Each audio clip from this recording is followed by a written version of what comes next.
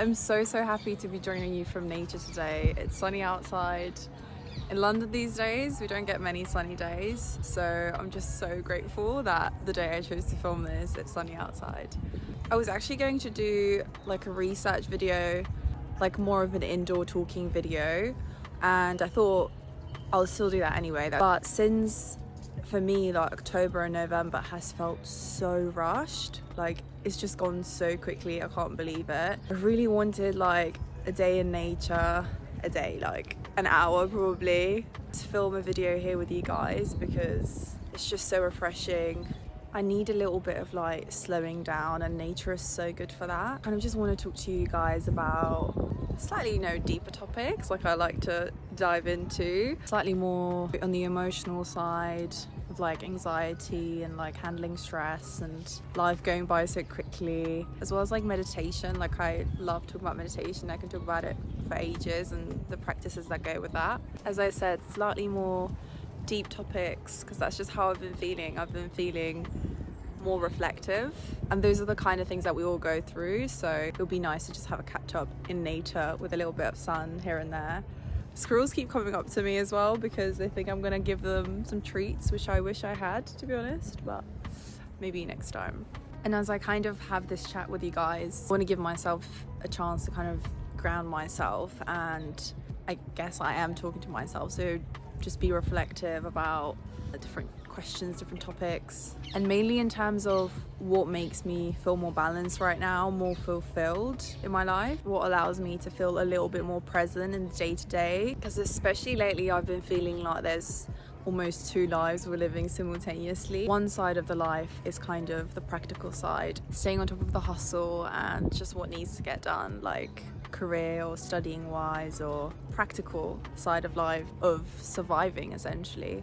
And the other side that I'm trying to stay more on top of is the inner side of life, where I'm trying to maintain this balance inside and feel more fulfilled, because that's like a whole life, a whole journey in itself to discover that inner side. So we can call it practical side, the outer side, and then the inner side, more about the inner journey. I kind of want to walk around with you guys, but I don't know how well that's going to work because let's just give it a go. Also, quick mention, I did end up being one of those girls getting the Stanley Cup, but it's not the typical one because I don't like the whole like it's just too big. Like this one's slightly smaller, as you can see, compared to my head, and I just needed something that I can drink water from.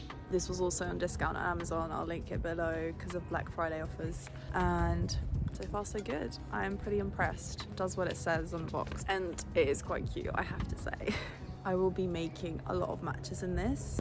Here we are, literally on a little walk together. I'm afraid it's not always going to be perfect lighting because I am literally in between trees. Yeah, gonna keep it a little bit chaotic today. Back to the topic then. So, as I was saying, trying to keep balance between these two sides of life. I feel like it's normal to kind of stay in one for a little while and then come back to the other. Like, for instance, sometimes I have weeks where I'm just like more focused on university and studying, getting things done. So in that world, it's hard to be more present and it's hard to pay attention to yourself as much. And then when I am in those phases where I'm observing myself more, learning more about how I am, then there are times within that I notice like, oh shit, like I have to actually put more time into surviving and, make money or whatever it is, grow on that practical side more again, because it's hard to do both. Like they really require different kinds of quality, like different type of attention, and I find at least it's so difficult to do both at once. I'm either working towards my goals and towards what needs to be done,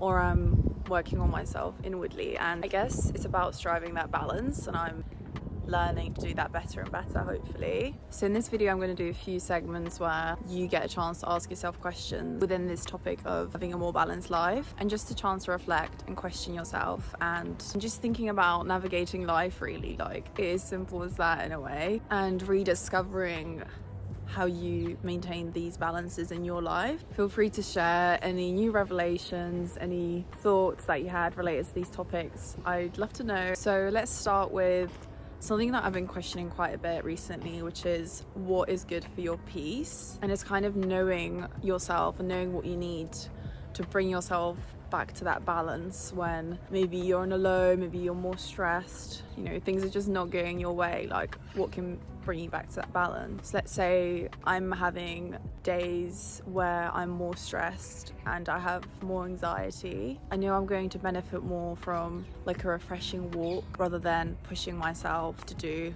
a workout that I don't feel like doing. Or for instance, I'm gonna opt out for meeting a friend in a calm setting, getting a coffee. I'm gonna go for that instead of going to a concert or a party or something a little bit more chaotic. And just knowing whatever helps you. Like, so during those days I actually crave going into nature. Like, I feel like I need it to ground myself. Or I also find a bath so calming, with like setting a calm atmosphere with candles and everything. Like, a bath is just like a warm hug and another really good way for me to calm myself down if I need to. And it's these observations of how you are, how you work, and noticing that again and again to help you whenever you are down again. Or it can basically make you so much better in those situations. Like, by knowing yourself, you're able to do that. You're able to stop the ball rolling if your anxiety or stress is just getting collected and you have no idea why, but maybe you're doing things to yourself that are causing even more anxiety. I don't know, like I said, maybe drinking, maybe going into more chaotic scenarios, and then you're even more stressed and even more anxious. And you're like, why? That's definitely something I've done myself before, and that's why now I'm kind of trying to see, when I see signs of it, what helps, what can I do to kind of make things better for myself. Like, if I know something's going to help me, I hope that that's the choice I can make to help myself to move forward. Sorry, really quick side note, how cute are these like red and orange leaves on the floor? Like, so late autumn. Oh, I love it. The next kind of topic we're going to go for is what is important to you. This is something I question often and it can change. A lot of the time I don't have an answer for it because I just overthink and I'm like, what is important to me? What do I need to do? Like, what's the next big step, sort of thing? And it helps me to see it in a way of like, what do I want to prioritize my energy towards, and not seeing it as such big steps. And because again, it's such a hard question, discovering what is actually important to yourself. Again, that's something that most likely happens through repeated observation of noticing what's important to you and what you value. So with this in mind, first we're going to take it back to basics. If I'm overthinking too much about what's important to me, it doesn't help as much. So something that helps doing that almost immediately is gratefulness. You hear that little fountain in the background, and gratefulness helps because I know that it's those little things that are important to me. Like, it's those little things that make each day so special, and really everything else is a plus. So to remind myself of those little things gives me such freedom, because if I realize that, oh, I already have all these things that are important to me, and I filter through what's important to me already, that's how I can kind of build on top of that. So whether it's writing a list of the things that you're grateful for, or making a photo collage, or literally just after meditating, like being present and recollecting the things you're feeling grateful for, that's kind of the time I am able to do that the most. Like, after I meditate, I almost have this wave of gratefulness. That wave really makes me realize like wow, you know, it's another day full of all these things that I can be thankful for in my life. And that perspective change just makes all that overthinking about like what's important to me kind of settle and finds a more productive space. It gives me this clarity to take things more step by step, kind of going towards these things that mean a lot to me already, whether it's things I enjoy or I feel purposeful about. It almost starts like little parts of the puzzle that I already have in place, because really I don't know if we ever grasp the full picture, like to actually know yourself that much, to know the things that are really important to you. I think takes a lot of time,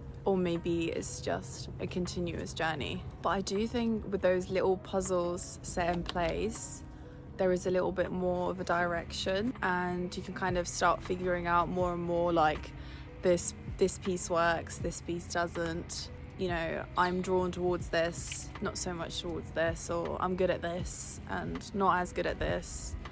and yeah, just constantly figuring those things out bit by bit.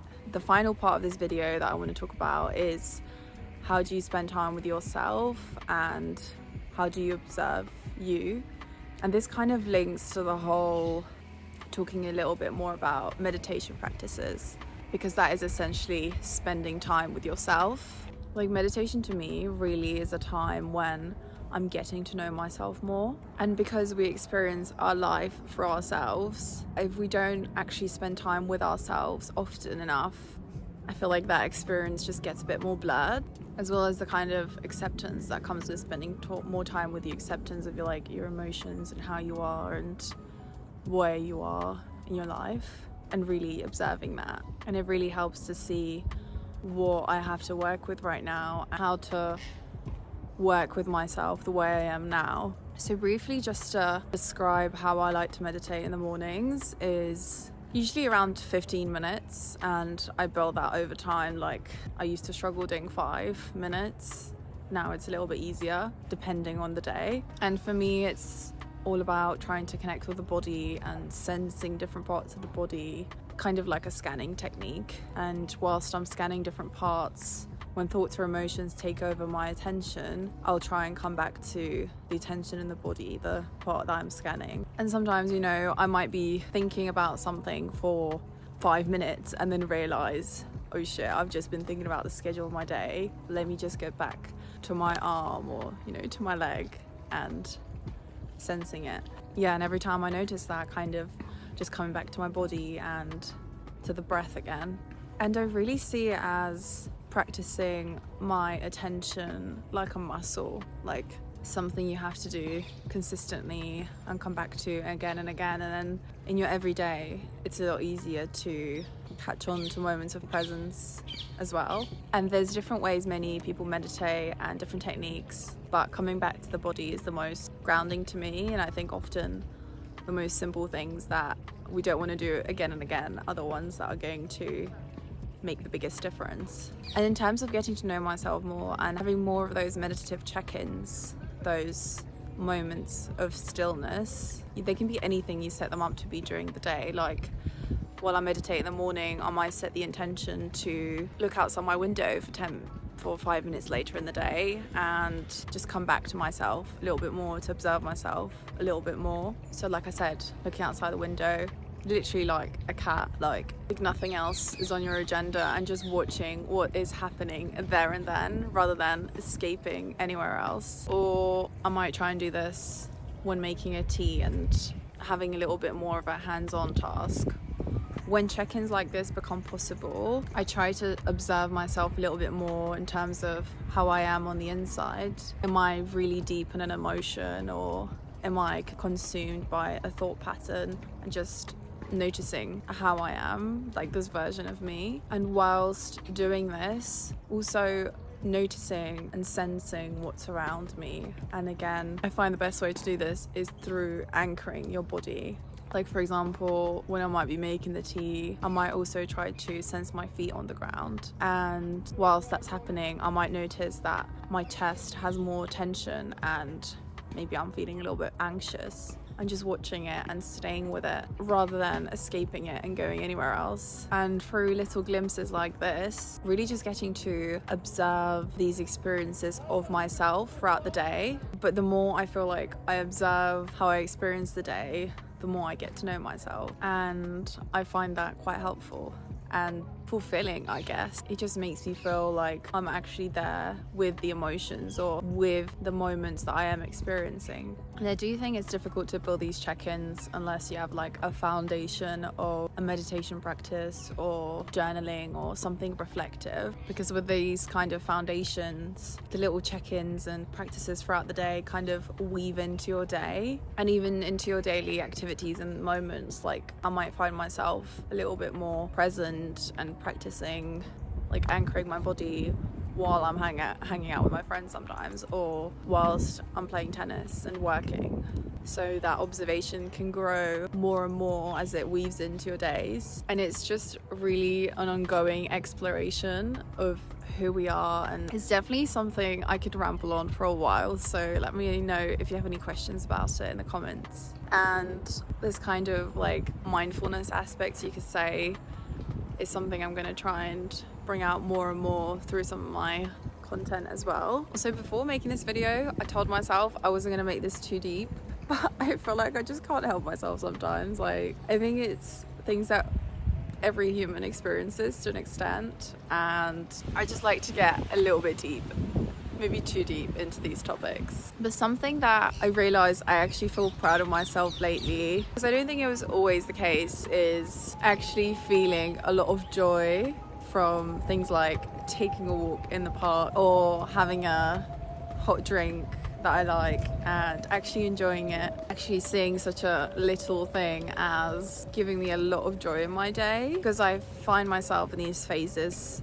often where I get caught up with like, what's next? Like, what's the next big thing, next big experience, you know, next thing that's gonna make me happier, when having more of these like simple moments of just being like I'm here, I'm feeling present, I'm feeling good, not much is missing. That's something I feel proud of, because it's not always easy to do. And kind of like mentioning with the gratefulness before, it's a practice and it's something you have to find within yourself and within your days. I'd love to hear right now what kind of moments are your I'm good right now moment. Like I said, me being here in the sunshine right now, like I'm good. I don't need much else. Like, I'm not rushing to the next event in my life. So let me know in the comments what's your I'm good right now moment right now. And I think I'm gonna finish off my little ramble here. I hope you enjoyed. I actually really enjoyed this, especially being outside. I might do these more often, take you on a little walk with me. I'll catch you in the next video.